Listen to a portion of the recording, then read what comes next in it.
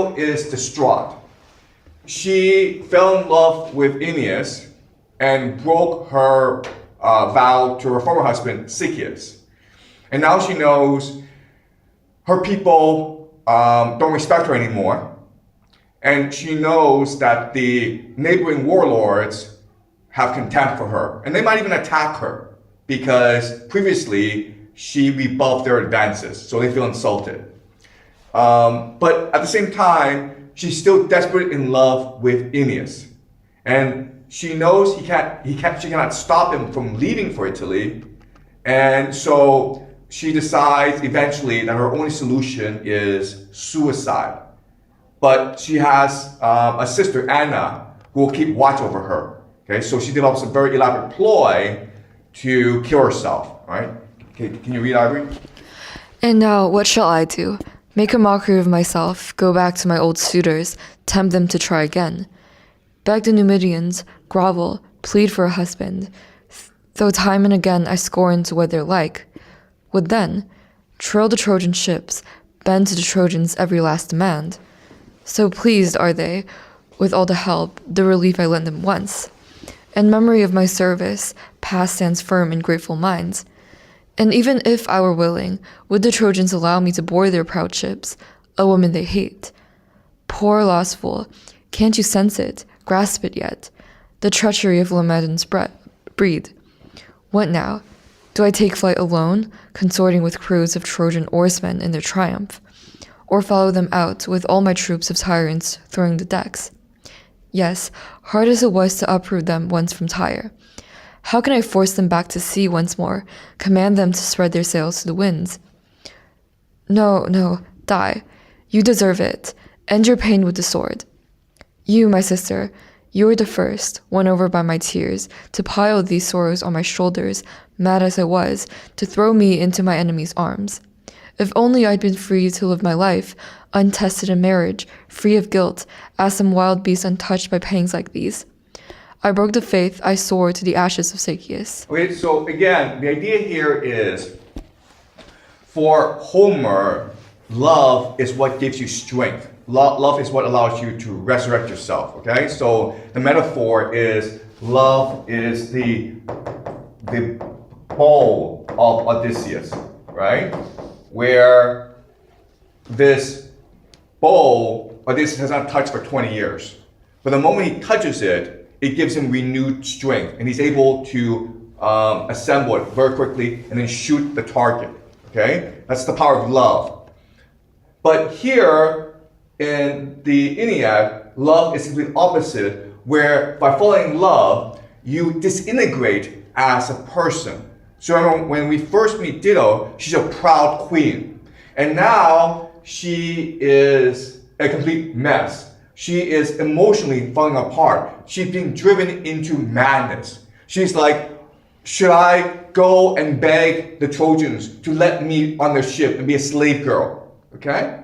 So it is the complete fall of a queen. Okay? From a queen to essentially to a slave girl. She's seriously considering being a slave girl if it just means being near Aeneas.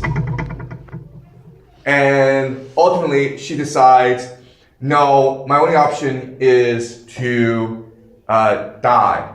Okay? All right.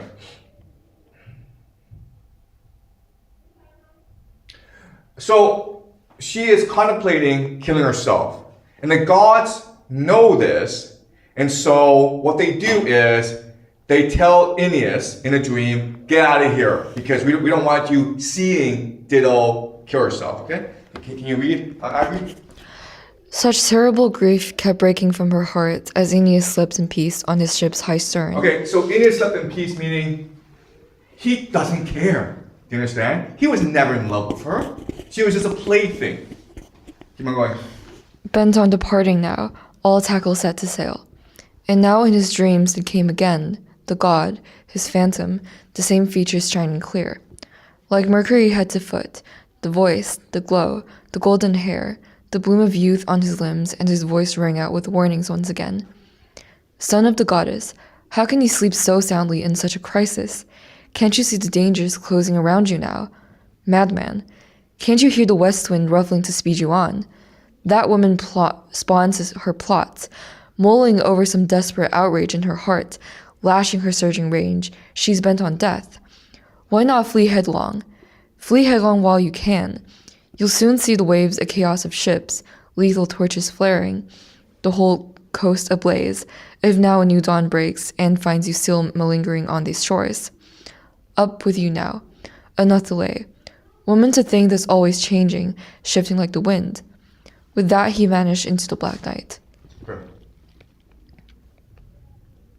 All right, so Aeneas is running away, okay? And Dido has resolved to kill herself. And this is her speech right before she kills herself, okay? Can you read, Ivory? You, sun, whose fires scan all works of the earth, and you, Juno, the witness, midwife to my agonies, he greeted by nightly shrieks at city crossroads. And you avenging furies and gods of dying Dido.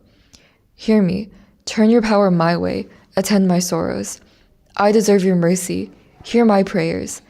If that curse of the earth much reach his haven, labor on to landfall.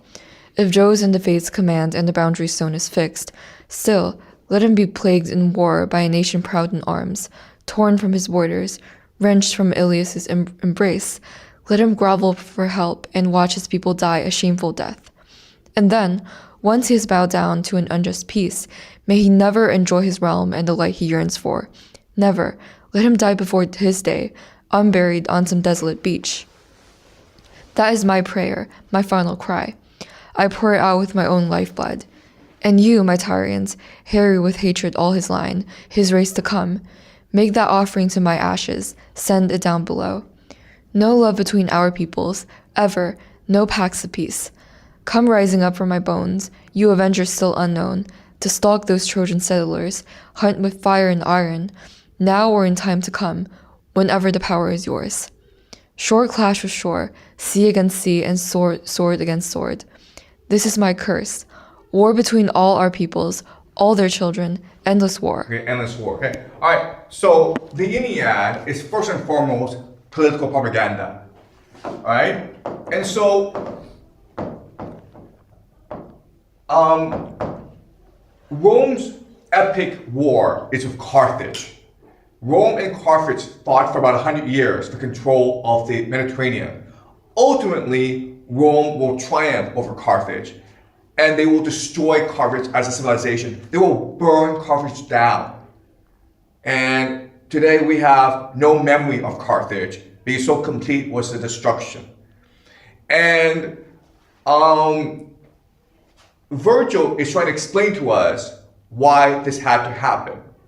And it had to happen because Dido put a curse on Rome and forced her people to go to war with Rome. So it's not that Rome was vicious and savage in destroying Carthage. It was like the Carthaginians had a curse. They had a mission to avenge Dido. Okay? So let me explain to you how this propaganda works.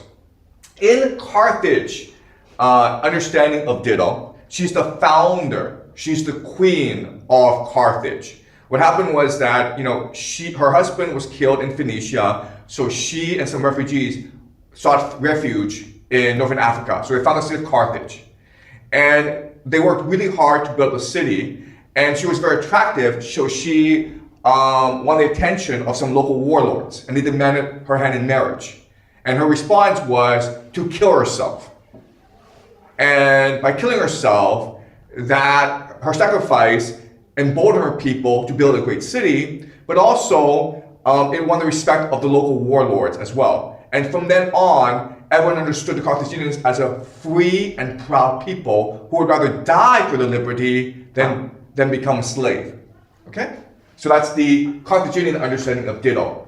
Here in the Iliad, it is almost the reverse, where Dido's love for Aeneas becomes a poison. It poisons her soul, and it leads her to poison her people as well. And rather than give them freedom, she enslaves them into a mission to avenge her.